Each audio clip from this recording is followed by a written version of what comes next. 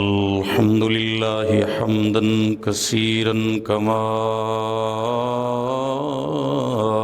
أمر، والصلاة والسلام على سيد الخلق والبشر، وأشهد أن لا إله إلا الله الله وحده لا شريك له في الخلق والأمر. أما بعد فأعوذ بالله من الشيطان الرجيم. بسم الله الرحمن الرحيم. قل يا أيها الناس إني رسول الله إليكم جميعا. عن أبي هريرة رضي الله تعالى عنه قال قال رسول الله صلى الله عليه وسلم فضلت على الأنبياء بست، أعطيت جوامع الكلم، ونصرت بالرعب، وأحلت لي الغنائم، وجعلت لي الأرض طهورا ومسجدا، وأرسلت إلى الخلق كافة، وختم بي النبيون. صدق الله العظيم، وصدق رسوله النبي الأمين الكريم. اللهم صل وسلم وبارك على سيدنا ومولانا محمد كما تحب وترضى عدد ما تحب وترضى. ہوں لاکھوں سلام اس آقا پر بت لاکھوں جس نے توڑ دیے. ہوں لاکھوں سلام اس آقا پر بت لاکھوں جس نے توڑ دیے. دنیا کو دیا پیغام سکون، طوفانوں کے رخ موڑ دیے. اس ہادی عالم نے کیا کیا نہ کیا، کیا کچھ نہ دیا. انسان کو دستور دیا، منشور دیا، کچھ راہیں دی، کچھ موڑ دیے. انتہائی قابل عزت تکریم و اعزاز میرے محترم مکرم محتشم بزرگوں، بھائی اور دوستوں، آج کا ہمارا عنوان ہے عقیدہ ختم نبوت کی برکات. مسلمان جو کلمہ پڑھتے ہیں، جس کو کلمہ طیبہ کہتے ہیں، یہ کلمہ طیبہ بھی ہے اور کلمہ ختم نبوت بھی ہے. لا الہ الا اللہ محمد الرسول اللہ، اس میں دو جز ہیں. لا الہ الا اللہ کا معنی کیا ہے؟ اللہ کا کوئی شریک نہیں، اللہ وحدہ لا شریک ہے، اللہ مشکل کشا ہے، اللہ حاجت روا ہے. اور محمد الرسول اللہ کا معنی کیا ہے؟ محمد اللہ کے رسول ہیں، ماضی کے اعتبار سے بھی ہیں، اب بھی ہیں، آئندہ مستقبل کے اعتبار سے بھی ہوں گے.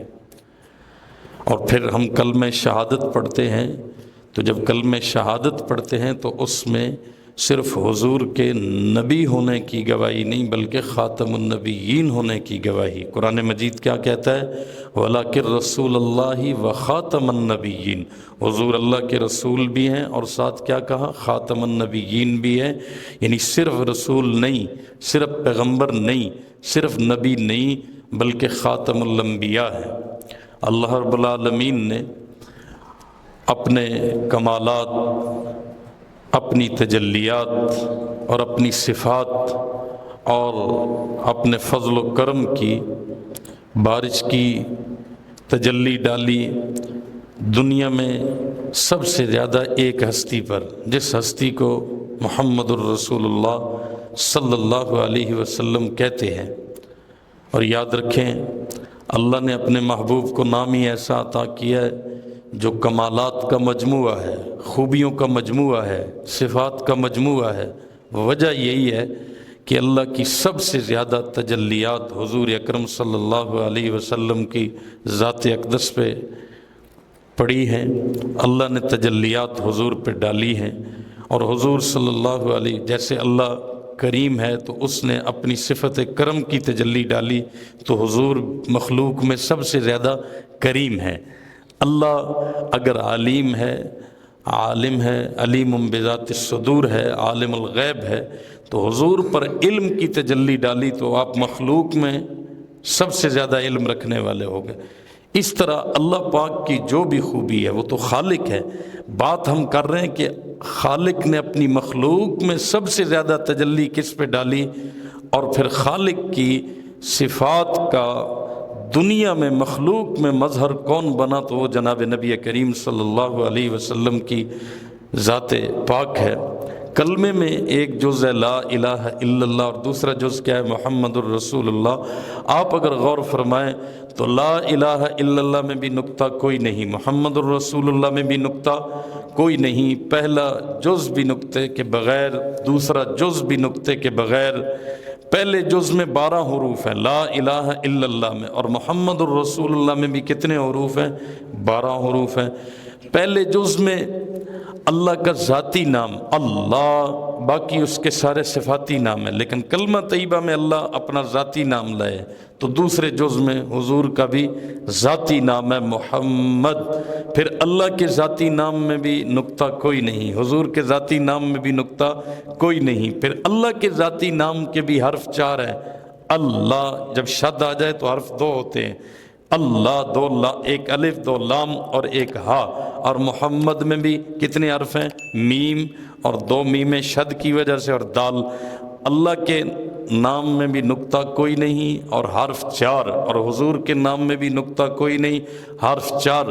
میں یہ عرض کر رہا تھا کہ اللہ پاک نے مخلوق میں سب سے زیادہ تجلی کس پہ ڈالی ہے؟ جناب نبی کریم صلی اللہ علیہ وسلم پہ۔ اسی لیے ہمارا عقیدہ ہے، توجہ ذرا میری جانب رہے، ہمارا عقیدہ یہ ہے کہ اللہ رب العالمین کی مخلوق میں اللہ کی جتنی بنائی ہوئی چیزیں ہیں، پیدا کی ہوئی چیزیں ہیں، ان تمام تر چیزوں میں سب سے زیادہ اللہ کی تجلیات آج بھی حضور صلی اللہ علیہ وسلم کے جسد اقدس پہ پڑ رہی ہے۔ کعبہ بھی اللہ کی مخلوق، مسجدیں بھی اللہ کی مخلوق، ہم بھی اللہ کی مخلوق۔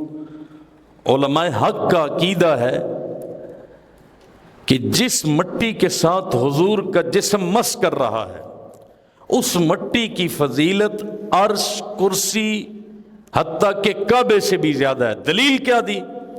کہ عرش بھی اللہ کی مخلوق، کعبہ بھی اللہ کی مخلوق، جنت بھی اللہ کی مخلوق، اور جنت کی نعمتیں بھی اللہ کی مخلوق، اور حضور ساری مخلوقات کے سردار۔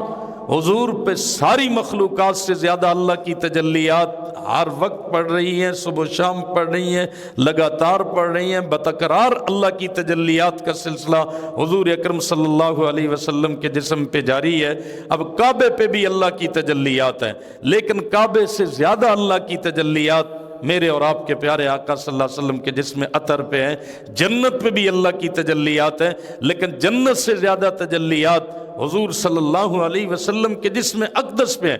یہی وجہ ہے کہ علماء دیوبند، علماء حق کا عقیدہ ہے جو مٹی روضہ اقدس کے اندر حضور کے جسم کو مس کر رہی ہے، اس مٹی کی فضیلت کعبے سے زیادہ۔ کیوں؟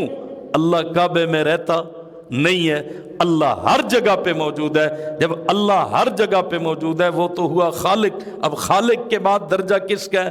نبی کریم صلی اللہ علیہ وسلم کا۔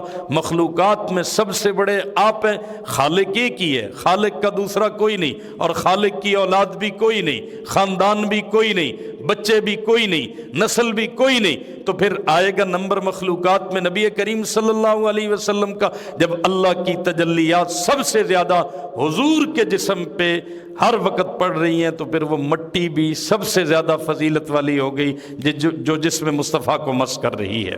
میرے محترم دوستو، بزرگ اور بھائیو، اللہ تعالیٰ بات سمجھنے کی توفیق عطا فرمائے۔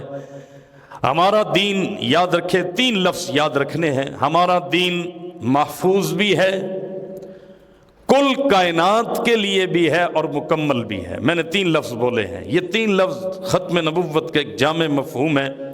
دین اسلام محفوظ بھی ہے، دین اسلام کل کائنات کے لیے بھی ہے، اور دین اسلام محفوظ ہونے کے ساتھ ساتھ مکمل بھی ہے۔ محفوظ ہونے پہ دلیل انا نحن نزلنا الذکر و انا لہ لحافظون، کل کائنات کے لیے ہے، اس پہ دلیل قل یا ایھا الناس انی رسول اللہ الیکم جمیعا، اور پھر دین اسلام کامل و مکمل ہے، اس پر دلیل الیوم اکملت لکم دینکم واتممت علیکم نعمتی ورضیت لکم الاسلام دینا۔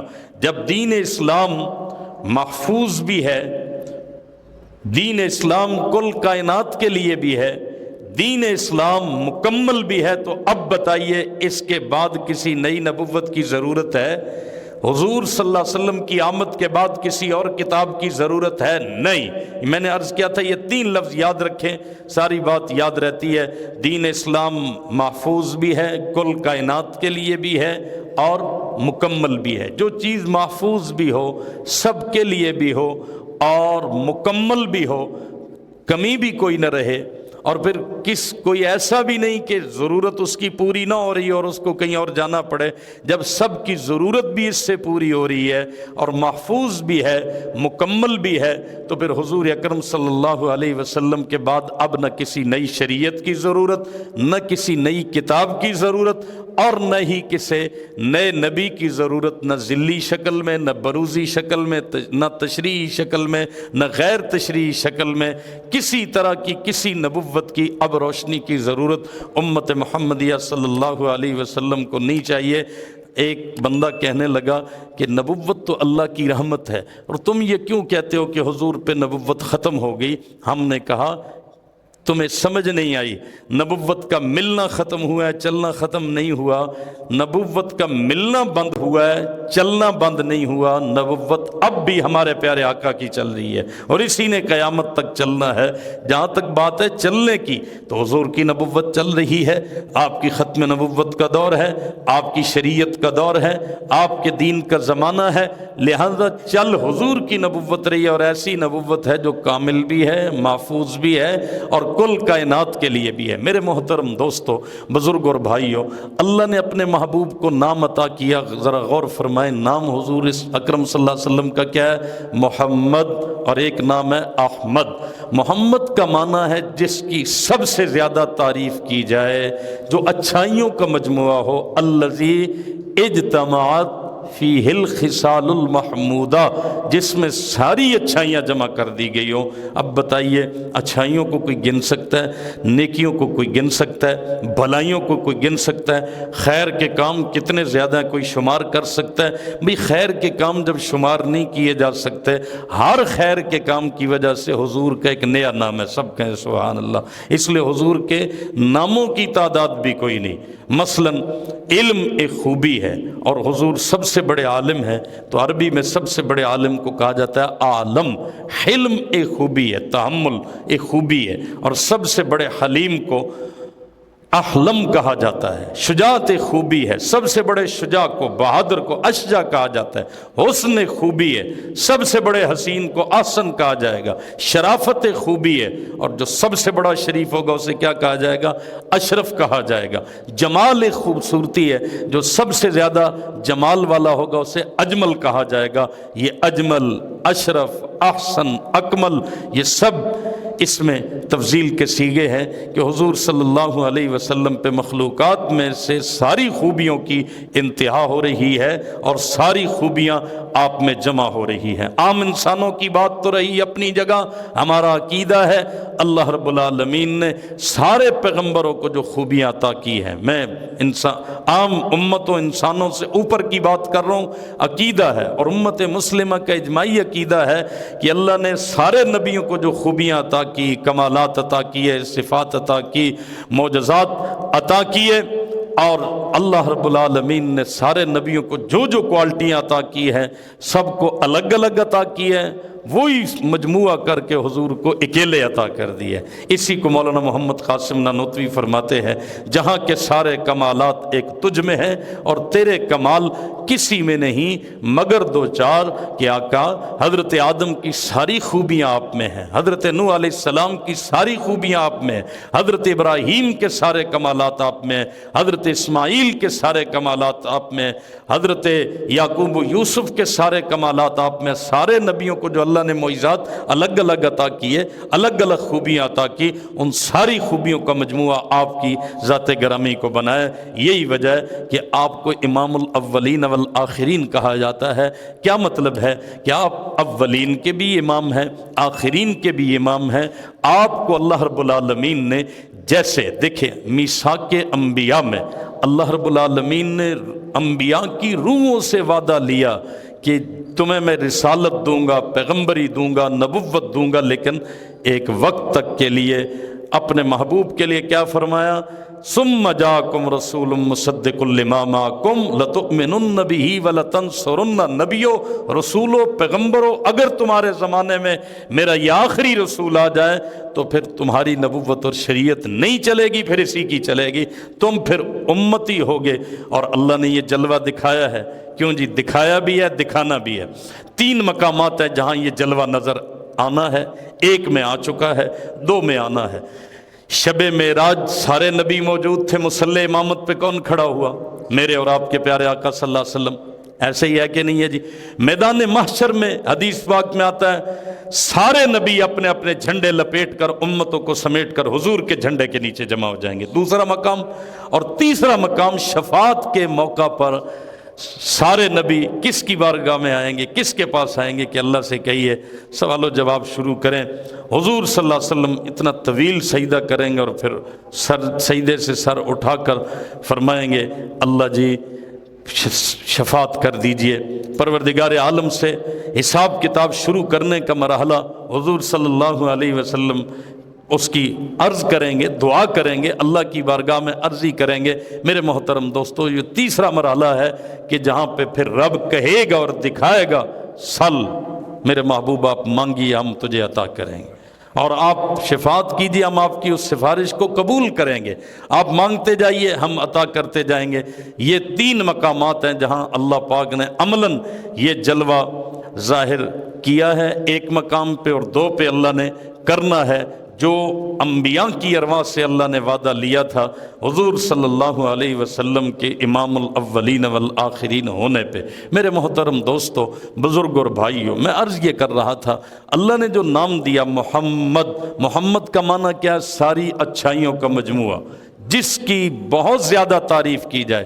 اتنی کسی، جب تعریف کرنے والا اللہ ہو تو پھر بتائیے، مخلوق کی تعریف تو رہی اپنی جگہ، جس ہستی کی تعریف خود خدا کرنے والا اس کی تعریف کی کوئی انتہا ہے؟ اور پھر احمد کا معنی یہ ہے کہ جو اللہ کی سب سے زیادہ تعریف کرنے والی ذات ہو۔ محمد کا معنی جس کی تعریف کی گئی ہو، اور احمد کا معنی کیا ہے؟ جو سب سے زیادہ اللہ کی تعریف کرنے والی ذات ہو۔ تو حضور کے احمد نام میں بھی تعریف ہے، محمد نام میں بھی تعریف ہے۔ سبحان اللہ۔ علماء نے یہاں ایک عجیب نکتہ لکھا ہے، حمد کب ہوتی ہے؟ حمد نعمت کے اختتام پہ ہوتی ہے۔ پانی پیے تو پینے کے بعد کیا ہے؟ الحمدللہ۔ کھانا کھایا تو کھانے کے بعد کیا ہے؟ الحمدللہ۔ علماء کی تقریر کے آخر میں کیا ہوتا ہے؟ وآخر دعوانا ان الحمدللہ۔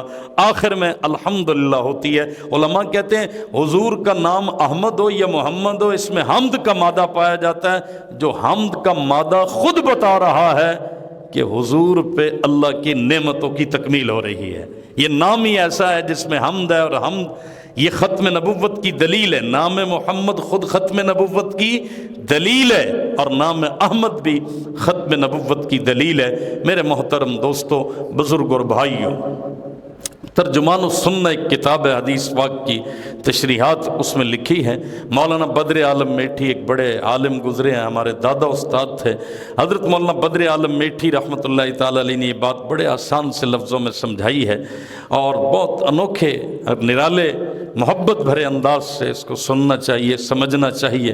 حضرت مولانا بدر عالم میٹھی رحمۃ اللہ تعالی علیہ فرماتے ہیں، یہ 2 پینسلیں نکل آئیں، مثال سمجھانا آسان ہو جائے گی۔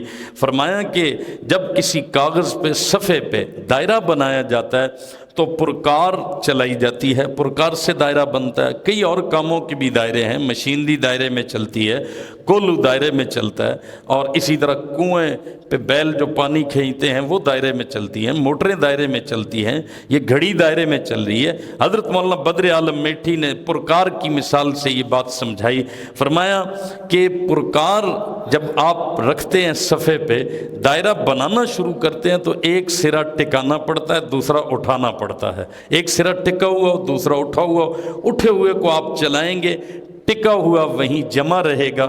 اب یہ سرا ٹکا ہوا ہے، اچھا یہ اگر ہلتا رہے نا تو دائرہ بنتا نہیں ہے۔ دائرہ صحیح طور پہ بنانے کے لیے ایک سرے کا جہاں پہلے ٹکایا تھا وہیں ٹکا ہونا ضروری ہے، جمع ہونا ضروری ہے، وہیں پر وہ رکا ہوا ہو، ٹھہرا ہوا ہو، ٹکا ہوا ہو، اور دوسرا سرا چل رہا ہو۔ اب یہ ایسے پرکار چل رہی ہے، اور یہ پرکار کا دوسرا سرا کس کی وجہ سے گھوم رہا ہے؟ پہلا سرا جو ٹکا ہوا ہے اس کی وجہ سے وہ گھوم رہا ہے، وہ دائرہ کاٹ رہا ہے، وہ چل رہا ہے، دائرہ مکمل ہو گیا۔ اب ایک نقطے سے دائرہ شروع ہوا تھا، یہ میری طرف دیکھیں ذرا، ادھر سے دائرہ شروع ہوا تھا اور ادھر آ کے دائرہ مکمل ہو گیا۔ جو دائرے کا باہر محیط ہے، جس کا دائرے نے احاطہ کیا ہوا ہے، اب وہ نقطے لگتے گئے، بڑھتی گئی پرکار آگے، اور یہ کام چلتا گیا اور دائرہ مکمل ہو گیا، گول دائرہ۔ لیکن بتائیے کہ دائرہ جب شروع ہوا تھا، اس شروع سے بھی پہلے ایک چیز لگی تھی، اور وہ کون سی ہے؟ پہلا نقطہ جہاں یہ پہلا پرکار کا سرا ٹکایا تھا، یہ بالکل دائرے سے بھی پہلے یہ تھا، تو دائرہ شروع ہوا ہے نا درمیان۔ اچھا عجیب بات ہے، جب دائرہ بن جاتا ہے تو جو پہلے لگا تھا وہی کیا بن جاتا ہے؟ سینٹر بن جاتا ہے۔ جب دائرہ مکمل ہوتا ہے تو جو نقطہ پہلے لگا تھا وہی کیا نظر آتا ہے؟ مرکز نظر آتا ہے، وسط نظر آتا ہے، سینٹر نظر آتا ہے۔ اچھا جو پہلے نقطہ لگتا ہے وہی سینٹر ہوتا ہے، اور سینٹر لگنے میں پہلے ہوتا ہے، نظر آنے میں بعد میں ہوتا ہے۔ کیوں جی؟ جب پرکار اٹھائی جائے گی تو نظر آئے گا۔ اب سمجھیے، مولانا بدر عالم میٹھی فرماتے ہیں حضور صلی اللہ علیہ وسلم کو اللہ رب العالمین نے جو خاتم النبیین بنایا ہے، اس کا مطلب یہ نہیں ہے کہ حضور صرف اس عہد کے رسول ہیں۔ حضور حضرت آدم سے پہلے بھی مقام ختم نبوت پہ روحانی طور پہ فائز تھے۔ آپ کا جسمانی دنیا میں یہ آنا ہوا حضرت عیسیٰ کے بعد، کیونکہ عالم ارواح میں اللہ نے آپ کی ختم نبوت کا اعلان کر دیا تھا۔ جب کر دیا تھا تو بات ختم ہو گئی کہ حضور ماضی میں بھی خاتم النبیین، اب بھی خاتم النبیین، مستقبل میں بھی آپ خاتم النبیین ہیں۔ اسی کو مولانا محمد قاسم نانوتوی رحمۃ اللہ تعالی علیہ نے یوں سمجھایا ہے کہ ایک ختم نبوت رتبی ہے، ایک ختم نبوت زمانی ہے، ایک ختم نبوت مکانی ہے۔ ختم نبوت رتبی کا مطلب یہ ہے کہ حضور رتبے میں سب سے بالا ہے، اور ختم نبوت مکانی کا مطلب یہ ہے ساتوں زمینوں، ساتوں آسمانوں میں باقی نبیوں میں سے کسی نبی کی نبوت ساتوں زمینوں، ساتوں آسمانوں میں نہیں ہے، بس مخصوص قوم کے لیے، مخصوص علاقے کے لیے، مخصوص وقت کے لیے ہے۔ حضور صلی اللہ علیہ وسلم کی ختم نبوت جہاں جہاں تک خدا کی خدائی ہے، وہاں وہاں تک محمد مصطفیٰ کی مصطفیٰ ہے۔ اس میں 7 زمینیں بھی آ گئی، 7 آسمان بھی آ گئی۔ یہی وجہ ہے کہ اللہ نے ہر نبی کو معراج زمین پہ کرایا ہے، حضور کو معراج عرش بری پہ کرایا ہے۔ وجہ کیا ہے؟ عرش بری حضور کی ختم نبوت کا علاقہ ہے، وہاں حضور صلی اللہ علیہ وسلم کی ختم نبوت ہے، اور استقبال اللہ نے پہلے نبیوں سے کرا دیا۔ 7 آسمان ہیں تو 7 آسمانوں پہ اللہ نے الگ الگ نبی سے حضور صلی اللہ علیہ وسلم کی ملاقات کرائی ہے۔ پہلے آسمان پہ اللہ نے ملا دیا حضرت آدم کو، دوسرے پہ حضرت عیسیٰ کو، تیسرے پہ حضرت یحییٰ کو، اور چوتھے پہ حضرت ادریس کو، اور 5ویں پہ حضرت ہارون کو، اور 6 پہ حضرت موسیٰ کو، اور آخری پہ پھر حضرت سیدنا ابراہیم خلیل اللہ علیہ السلام کی ملاقات کرا دی اور استقبال کرایا، اور پھر حضور اس سے بھی آگے چلے گئے، 7 آسمانوں سے آگے۔ مولانا ادریس کاندلوی رحمۃ اللہ تعالی علیہ نے لکھا ہے یہ 7 آسمانوں پہ 7 نبیوں سے ملاقات، یہ الگ الگ معراج ہے۔ او بھائی معراج کس کو کہتے ہیں؟ عروج پہ چڑھنے کی ایک سیڑھی کو کہتے ہیں۔ مجھے بتائیں کہ آپ گھر میں 10 سیڑھیاں بناتے ہیں تو ہر سیڑھی آگے آپ کو اونچائی کی طرف لے جاتی ہے نا، جب اوپر چڑھ رہے ہوتے ہیں تو ہر قدم آپ کو اونچائی کی طرف لے جاتا ہے۔ مولانا ادریس کاندھلوی فرماتے ہیں ہر نبی سے ہر آسمان پہ ملاقات یہ الگ معراج ہے۔ 7 معراج یہ 7 آسمانوں پہ ہو گئے، 8واں معراج کہاں پہ ہوا؟ فرمایا 8واں معراج سدرۃ المنتہا پہ، 9واں معراج سدرۃ المنتہا سے جبریل کی بھی رخصتی ہو گئی، ٹھیک۔ آگے 9واں معراج کہاں پہ ہوا؟ صریف الاقلام ایک جگہ ہے جہاں پہ تقدیر کا جو قلم چل رہا ہے اس کی آواز سنائی دیتی ہے۔ یہ کون سا معراج ہوا؟ 9واں۔ اور 10واں اللہ کے قرب میں جب پہنچ گئے، یہ ایک معراج میں اللہ نے 10 معراج کرا دیے ہیں، اس لیے کہ سٹیپ وائز ہے، ترتیب وائز ہے۔ رات کے تھوڑے سے حصے میں یہ اتنے اہم مراحل اللہ پاک طے کرا دے، رب سے کون پوچھنے والا ہے؟ یہ بھی ختم نبوت کی دلیل ہے کہ آج دیکھ لو سب کوئی نیچے ہے، میرا مصطفیٰ مخلوق میں سب سے بلند ہے۔ بات مخلوق کی ہو رہی ہے کہ حضور مخلوق میں اللہ کے بعد سب سے بڑا مقام رکھتے ہیں۔ خالق تو خالق ہے، خالق نے اپنی تجلیات کا ایک پرتو اپنے محبوب پہ ڈالا، اور جو جو اللہ پاک کی خوبیاں، اللہ رب العالمین کی صفات تھی مخلوق میں، اللہ نے وہ سب سے زیادہ تجلیات حضور اکرم صلی اللہ علیہ وسلم کو عطا کی ہے۔ اس لیے آپ قرآن مجید کا شروع دیکھیں گے نا، آخر دیکھیں گے، جو چھپے ہوئے قرآن ہے، اللہ کے اسماء بھی لکھے ہوتے ہیں اور آخر میں کس کے اسماء لکھے ہوتے ہیں؟ بعض اسماء ایسے ہیں اللہ کے بھی ہیں، حضور کے بھی وہی ہے۔ اللہ کو بھی رحیم کہا جاتا ہے، حضور کو بھی رحیم کہا جاتا ہے۔ اللہ خالق ہونے کے اعتبار سے رحیم، حضور مخلوق میں سب سے بڑے رحیم، اس لیے کہ اللہ کی صفت رحمت کی جھلک سب سے زیادہ آپ پہ پڑی ہے۔ باپ بھی اپنی اولاد کے لیے رحیم ہے، ماں بھی اپنی اولاد کے لیے شفقت والی ہے، اس پہ بھی تجلی رب کی ہے۔ یہ رب کی تجلی نہ ہو تو اولاد کی اتنی محبت دل میں ہو سکتی ہے؟ یہ ماں باپ کی اتنی محبت دل میں اولاد کے ہو سکتی ہے؟ نہیں ہو سکتی۔ سب پہ تجلیات اللہ کی ہے، اللہ کی فضل شامل حال ہے۔ اللہ کے کرم کے سوا ہم کیا ہیں؟ آپ دیکھتے ہیں گاڑی بالکل دوسری گاڑی کے قریب ہوتی ہے، ٹکرانے والی ہوتی ہے، کون سی ذات ہے جو بچا رہی ہے؟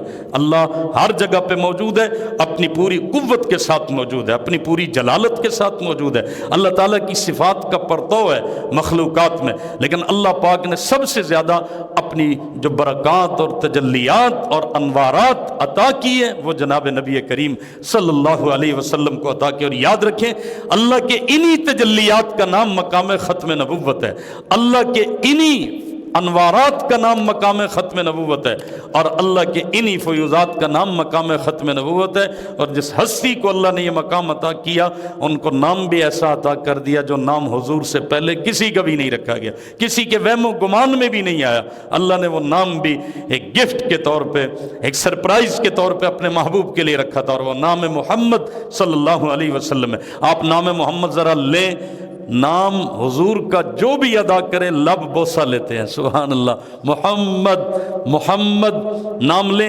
نام میں اللہ نے میم رکھ دی، اور میم لفظ ہی ایسا ہے جو ہونٹوں کے ملنے سے ادا ہوتا ہے، اس کے بغیر ادا ہوتا نہیں ہے۔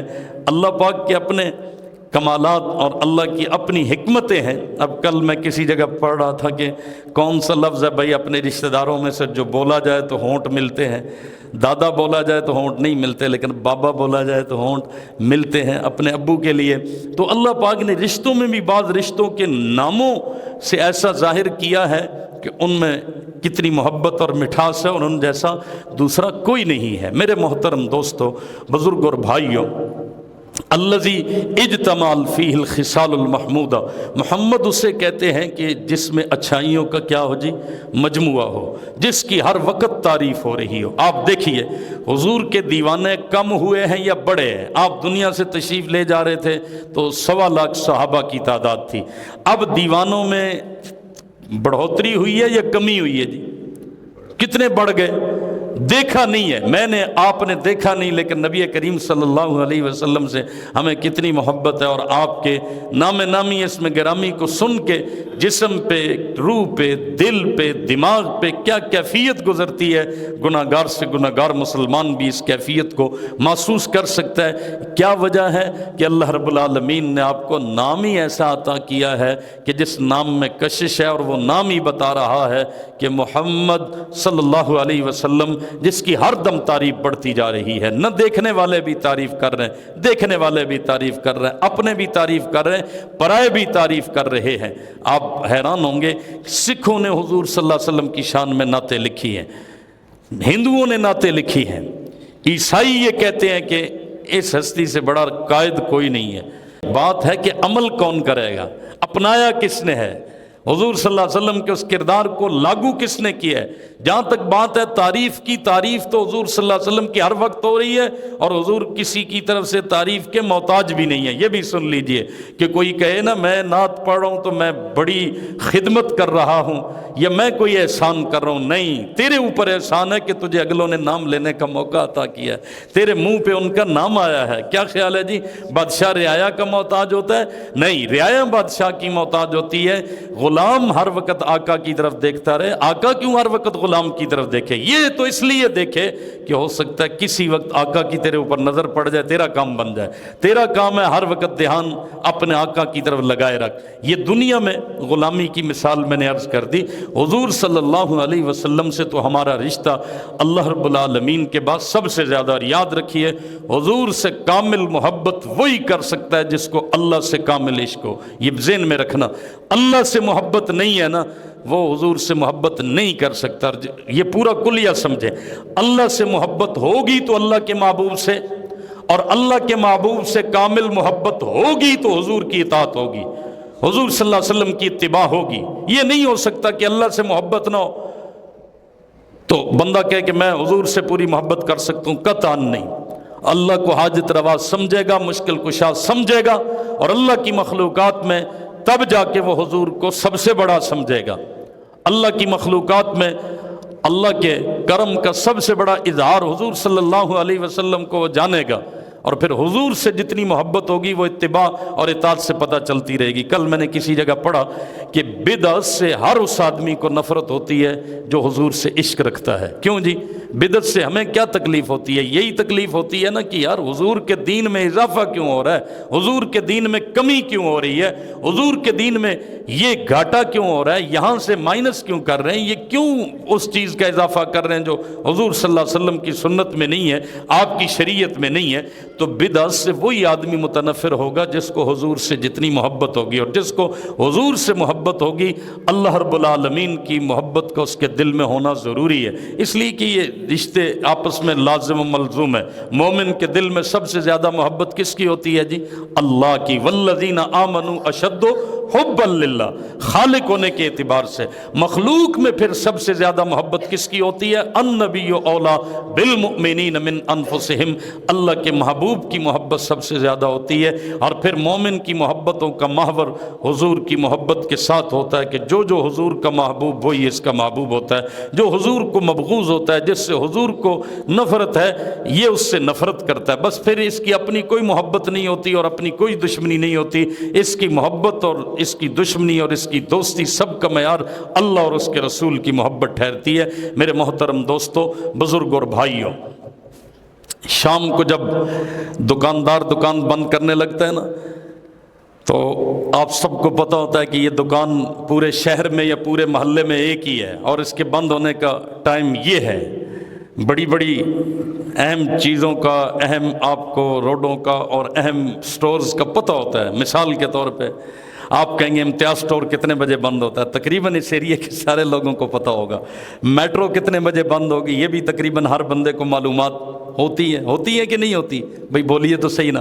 بینک کتنے بجے بند ہوتا ہے، اس کا بھی تقریباً سب کو پتہ ہوتا ہے۔ اچھا، دفاتر جس دفتر سے واسطہ ہوتا ہے پتہ ہوتا ہے فلاں دفتر کتنے بجے بند ہوتا ہے، اور ہمیں پتہ ہوتا ہے مدرسہ کتنے بجے بند ہوتا ہے۔ آپ ہم سے پوچھتے ہیں جامعہ شرفیہ کب تک کھلا ہوگا، دارالفتاح میں جانا ہے کب تک کھلا ہوگا۔ میں کوئی بات کہنے لگا ہوں، ذرا غور فرمائیں۔ یہ مثالیں جو میں نے چند ایک دے دی کہ ہر چیز جب آخر میں ہوتی ہے نا، آخر میں ہوتی ہے تو اس کا اعلان کیا جاتا ہے۔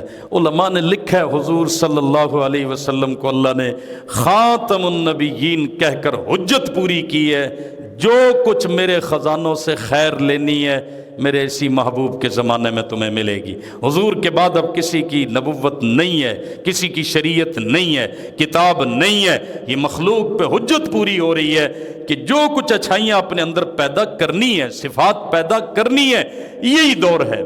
اور کبھی ایسا نہیں ہوا کہ کسی چیز کو ختم کیا جائے مکمل ہونے سے پہلے. کیا خیال ہے جی؟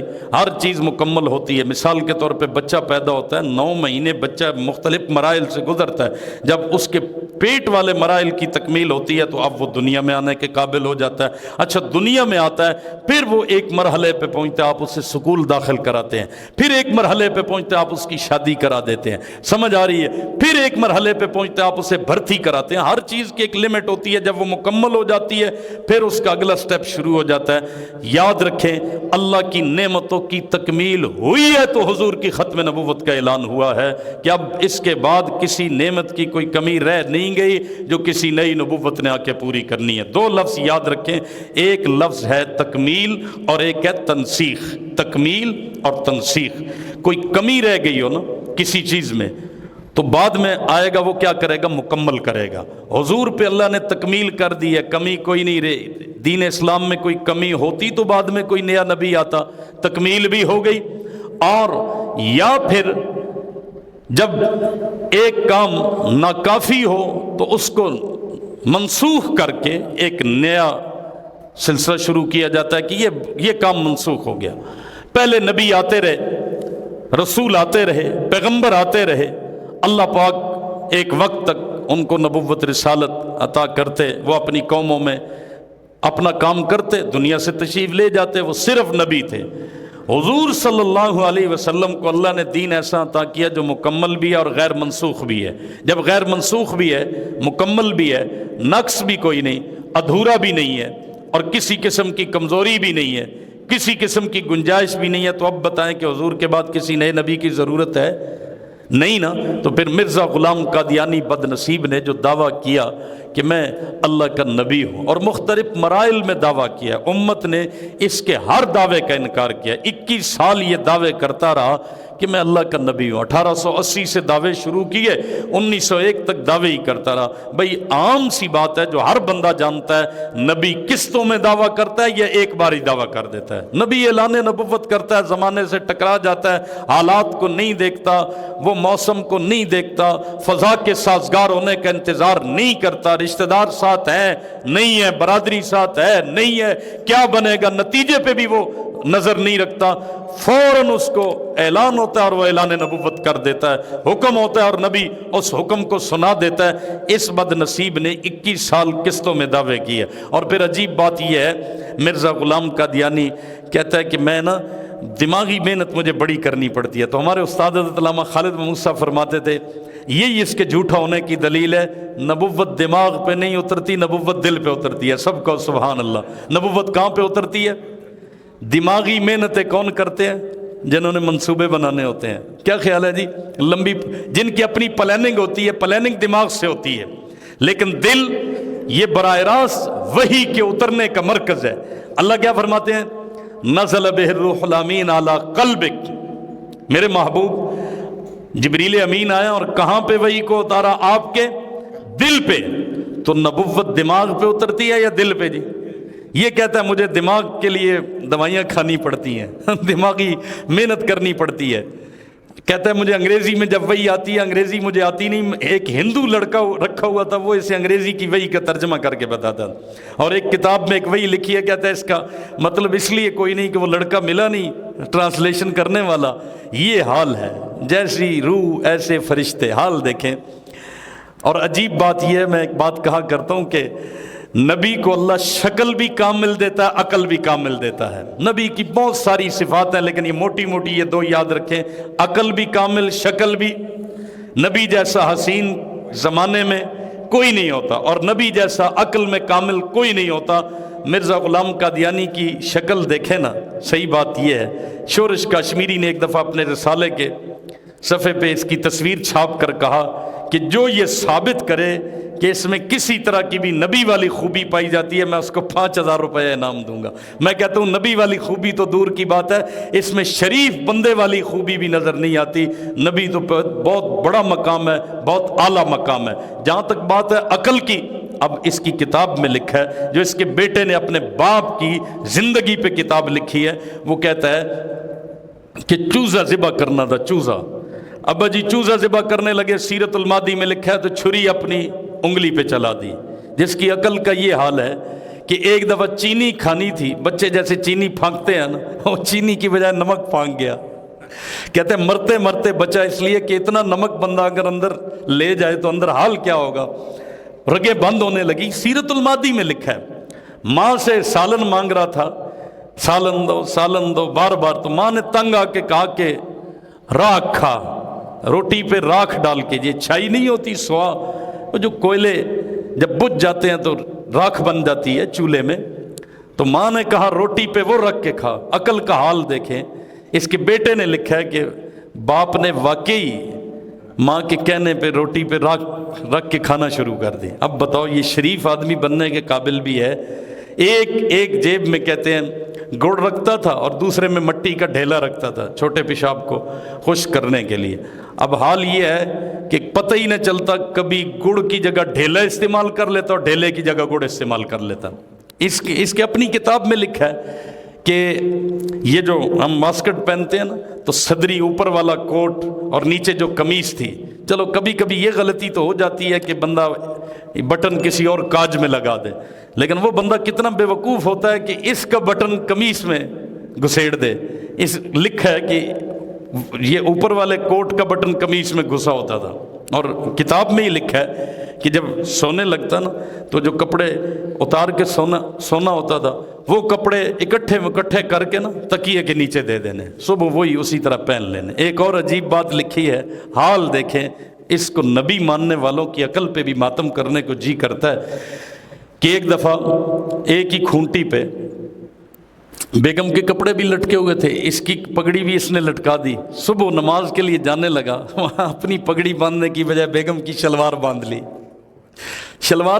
جب رکوع میں جانے لگا نا تو وہ ناڑا جب ہلا نا تو پتہ چلا کہ یہ تو بشیر کی اماں کی شلوار پہنا ہے، میں سر پہ رکھ کے آ گیا اور پگڑی اپنی گھر بھول آیا۔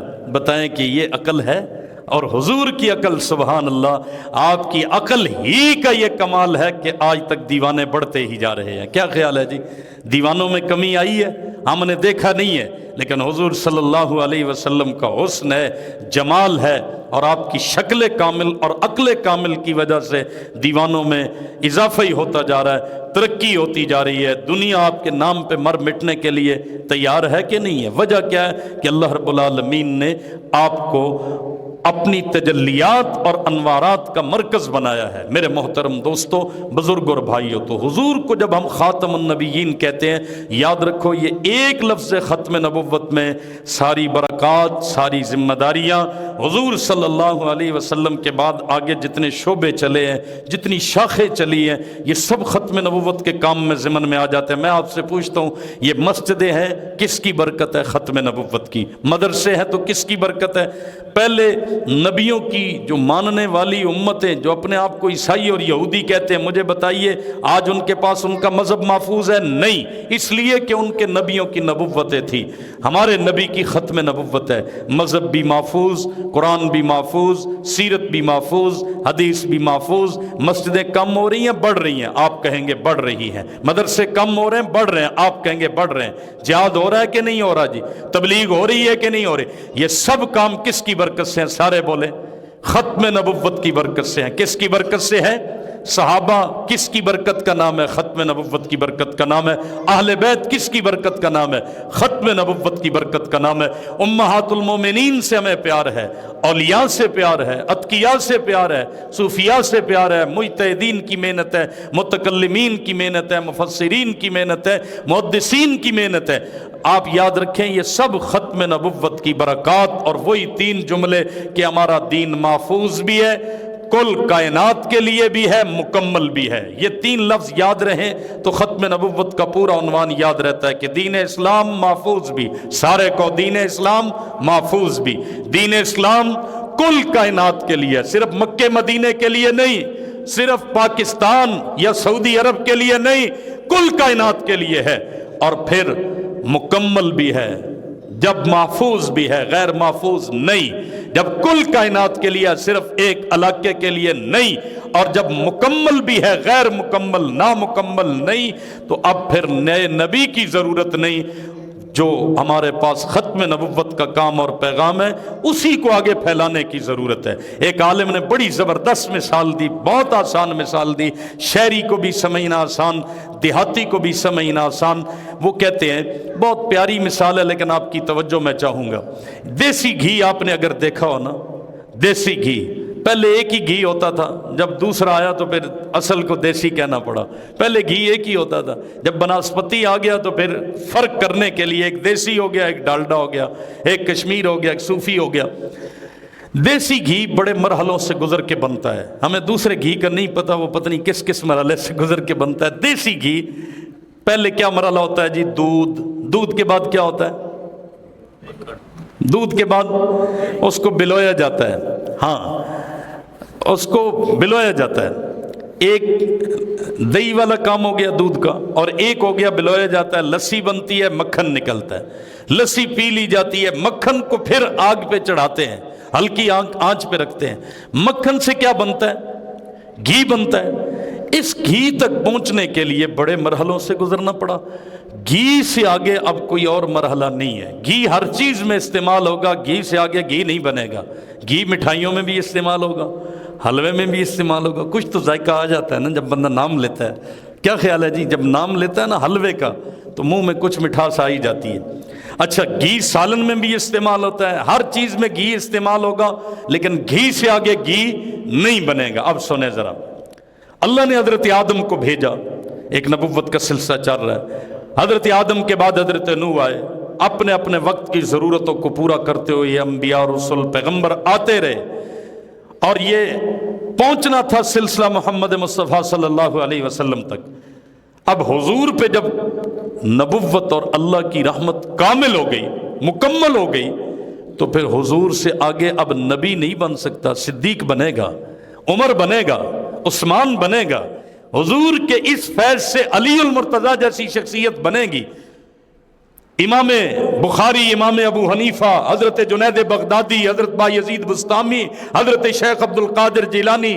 کوئی ولایت کا چشمہ نکلے گا، کوئی جناب حدیث کے علماء کا چشمہ نکلے گا، کوئی مفتیان کا چشمہ نکلے گا، مدارس کا، تبلیغ کا، جہاد کا، مساجد کا، تبلیغی مراکز کا۔ یہ سارے چشمے کس سمندر سے نکلیں گے؟ جس کو ختم نبوت کا عقیدہ کہتے ہیں۔ اس سر چشمے سے یہ ساری نہریں نکلیں گی، یہ سارا فیضان اس سے چلے گا۔ لیکن اب حضور کے بعد نبی کوئی نہیں آ سکتا، یہ بات کلیئر کٹ ہے کہ کسی طرح کا نبی رحمت کائنات صلی اللہ علیہ وسلم کے بعد نہیں آ سکتا۔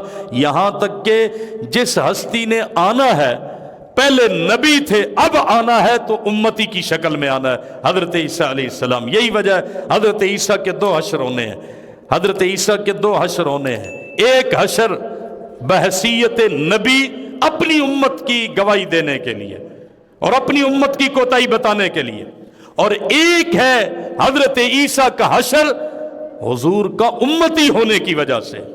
تو جس نبی نے آنا ہے اس نے بھی نبی کی حیثیت سے نہیں آنا، بلکہ حضور صلی اللہ علیہ وسلم کا امتی بن کے آنا ہے۔ میرے محترم دوستوں، ختم نبوت کے عقیدے پہ اللہ کا شکر ادا کیا کرو، اور دین کا جو کام کرنا ہے یہ سمجھ کے کرنا ہے کہ ہم اس میدان میں اس وقت آخری کھلاڑی ہیں، اور جب فائنل میچ ہوتا ہے آپ کو پتہ ہوتا ہے پورا زور لگا دیا جاتا ہے، کچھ بچا کے نہیں رکھا جاتا۔ دنیا کی قومیں ہمیں تڑی لگاتی ہے، یا قادیانی، یا صحابہ کے دشمن، یا دین کو کسی طرح کا نقصان پہنچانے والا کوئی تڑی لگائے، آپ نے ختم نبوت کا فیضان محسوس کرنا ہے اور ڈٹ جانا ہے کہ ہمارے دم سے تم باقی ہو، تمہاری وجہ سے ہم باقی نہیں ہیں، ہم نہ رہے تم بھی نہیں رہو گے۔ ہم امریکہ کے محتاج ہونے چاہیے تھے یا امریکہ ہمارا محتاج ہونا چاہیے تھا؟ آج یہود و نصارہ کے ہم محتاج اور غلام بنے ہوئے ہیں۔ وجہ یہ ہے ختم نبوت کی برکات کا وہ کامل فیضان ہم محسوس کرتے، اور ختم نبوت کے دائی اور سپاہی بنتے، اور اپنے آپ کو سمجھتے کہ ہم فائنل راؤنڈ میں ہیں، دشمن پوری قوت میں ہے تو ہم بھی اپنی پوری قوت لگا دیں گے۔ آپ نے علماء سے سنا نہیں ہے کہ دجال کا کہاں پہ نشان لگا ہوا ہوگا؟ پیشانی پہ صاف لکھا ہوگا کافارا۔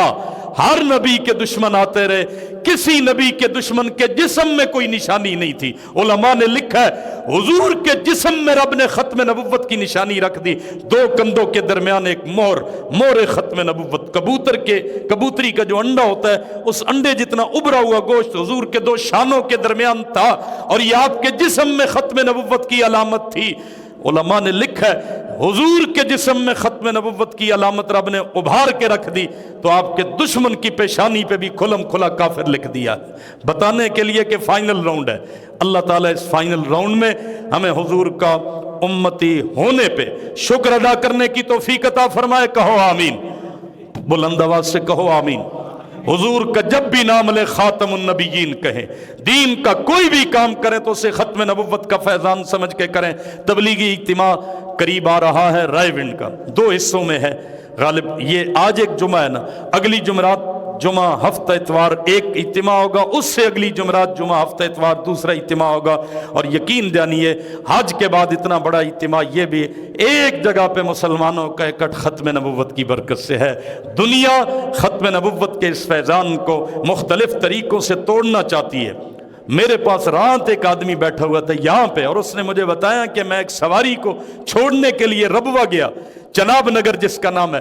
कहते हैं आप हैरान होंगे, कादियानियों के मैं दफातर देख के हैरान हो गया कि कंप्यूटर पे हर वक्त कितने लोग बैठे हैं। मुझे कहने लगा आपके जितने बयानात उलमा के होते हैं, कॉन्फ्रेंसें होती हैं, खत्म नबुव्वत का जितना काम है कादियानी हर वक्त से सर्च कर रहे हैं और फिर सोशल मीडिया के जरिए अटैक मारते हैं, आपको सियासत में उलझा देते हैं, आपके मुल्क को किसी और मसले में लगा देते हैं। कहीं इंडिया के साथ, कहीं अफगानिस्तान के साथ आपकी लड़ाई जारी है। याद रखें मौलाना मंजूर अहमद साहब चनियोटी का एक जुमला मुझे याद आ गया। हजरत फरमाते थे समंदर में 2 मछलियां भी लड़ रही होना, मेरा यकीन ये होगा कि ये भी कादियानी साजिश है। इतना यकीन, इतना अपने आप को मैदान में फाइनल खिलाड़ी समझ के रखो कि किसी जगह पे कोई फितना होता है इस्लाम के नाम पे बनने वाले इस मुल्क में, तो उसके पीछे कादियानी साजिश होगी। और फिर दूसरा लफ्ज कहता हूं ईरानी साजिश भी होगी, इसको भी महसूस करें। पिछले चंद दिनों से कराची में टारगेट किलिंग हो रही है, जितने टारगेट किलर पकड़े गए उन सब के पास ईरानी शनाख्ती कार्ड मिले, उन सब के पास ईरानी शहरियत मिली, ज़ैनबीयून, फातमीयून, महदी मलेशिया।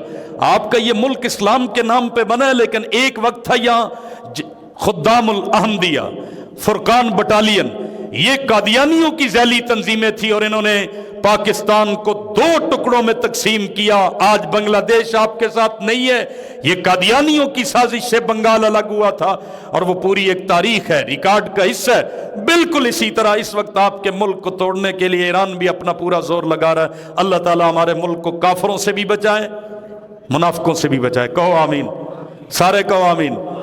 काफिर इतना खतरनाक नहीं होता जितना मुनाफिक खतरनाक होता है। मैं मानता हूं इंडिया हमारा दुश्मन है, अमेरिका हमारा दुश्मन है, ये खुले दुश्मन है, और ईरान हमारा छुपा हुआ दुश्मन है, कभी हमारा साथी नहीं हो सकता।